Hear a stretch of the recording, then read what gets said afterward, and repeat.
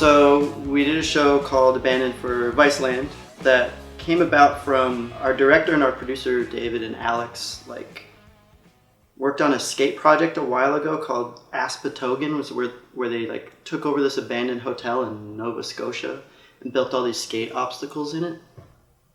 The person they worked with ended up working at Viceland when they started, the Canadian office. So they had this connection or whatever, and they talked about expanding that idea. One of the owners at Vice had just kind of driven by this abandoned mall.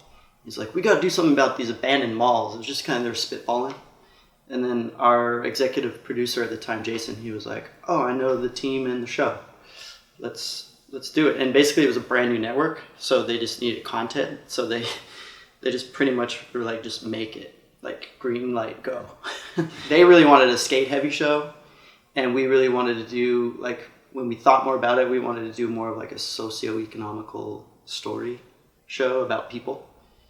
We did one season of Abandoned, and then by the end of it, we felt like we nailed it, and we were happy with what we did. We wanted to try something different. So this year we've shot a whole other show, different premise. I can't say a lot about it, but I can say it's more of just a skate show, and it's maybe a little more lighthearted. We felt like let's bring a little light to the world a bit next time.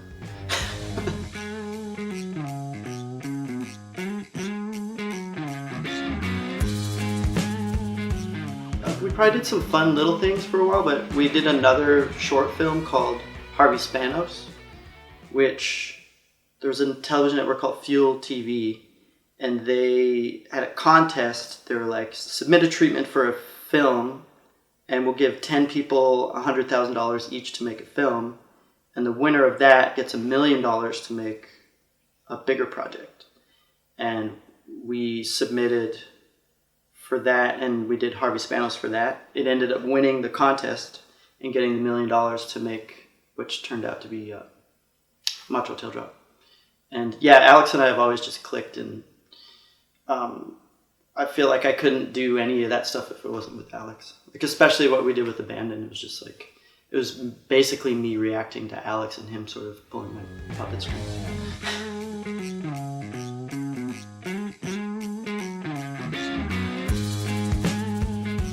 I got into skating because of my older brother. He picked up skating for a short while in the 80s, and I was obsessed with anything he did, so I would just kind of steal his board all the time and use it. And then there was a point where I just couldn't not use it, you know what I mean? I just had to use it.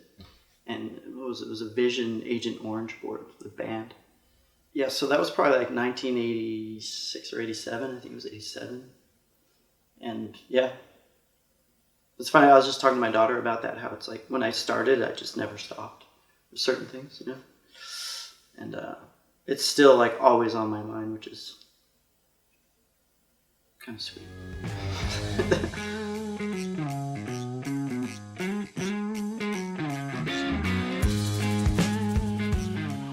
Yeah, that video was sick. It was that was I don't know if that was the first major video I was in. I don't know if the Plan B Revolution video came out before that, but all of my footage in the sheep video was my leftovers from the Plan B part, and I actually like the sheep part better.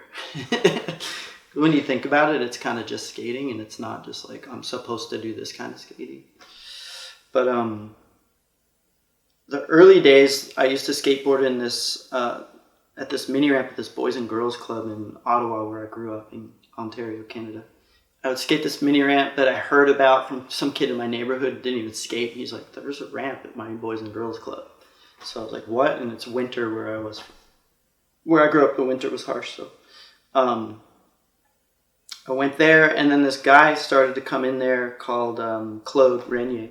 He was a slalom skateboarder, and he was always sort of building ramps for things and doing events, and he kind of, I think, likened himself as a skate coach too at the time. Anyway, he ended up starting a skate shop a little bit, and he sponsored me, and then went from there. So it started getting product that was better. And then when I moved out here to Vancouver, I met Colin McKay, and maybe he saw some talent or something, and he started kind of helping me out with sponsors, which was like insane. Like, I can't believe it. Like, I just feel like really fortunate in like a lot of just weird chance encounters have saved my life.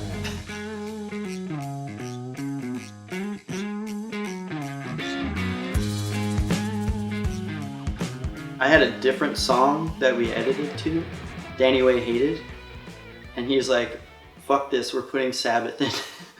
And it came out and I was like, oh, what is this song? But I'm kind of glad. Well, for one, I hate that part. Like, I don't like the way I skated it, and I didn't know how to film skateboarding. I was just skating. The original song was a Dr. Octagon song. So it's like probably better that it was pulled out. Who knows? But yeah, that was a surprise. I remember at the premiere for that video too, my name was spelled wrong. It was like MCKR instead of CC. And I was like, what is the song? Who's that person? I was like, this is harsh. Nobody's clapping.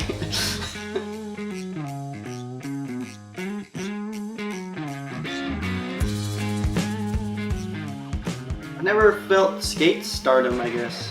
I don't know, I just, it affected me in a way where I started making a bit of money to support my family, which was the goal. Like, I was a young dad at 22, and I was like, I have to work. So I just made a point to like really try. I guess being a part of those videos is the reason why I'm here right now, and still, I guess, using the term pro skater because of a legacy, I guess. And I know I'm not doing a lot of like pro skater stuff right now, but that's, I guess, because I did that then. And, you know, it's not that I don't want to.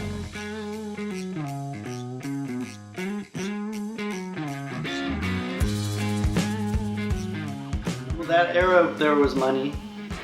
Not like, skating wasn't huge yet. It wasn't like the Tony Hawk Pro Skater bump. It was before that, but the economy was good and people were buying skate shoes, you know, and just there was a lot of skaters. So in that era there was money, so we did get to do a lot of traveling, and I feel like especially with S, they were really pushing for an international image. So that means we skated internationally, and for us that was so amazing. You know, we got such a dose of the world. And like Barcelona, I don't think a lot of like American or Canadian skaters went out there to film and stuff. And I don't know, I think it was Fred, and he was just like, you know, there's like an insane amount of skate spots here.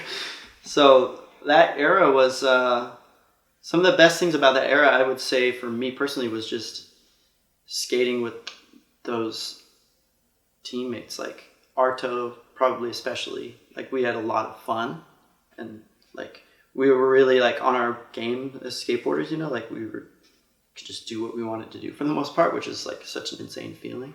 And then to feed off each other was really fun, and especially Eric, like just watching Eric Costin skate was like, he was always like 10 times better than everybody else who was the best at skating at that time.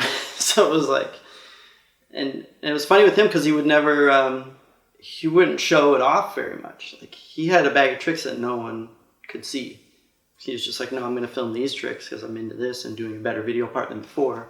But yeah, I can do 540s and whatever. So yeah, those days were great. I mean, it was like a coming of age for me time, and there was like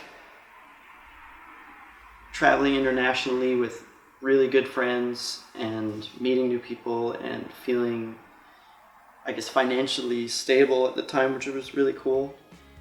Not everything in my life was smooth, but throwing money at problems is really helpful.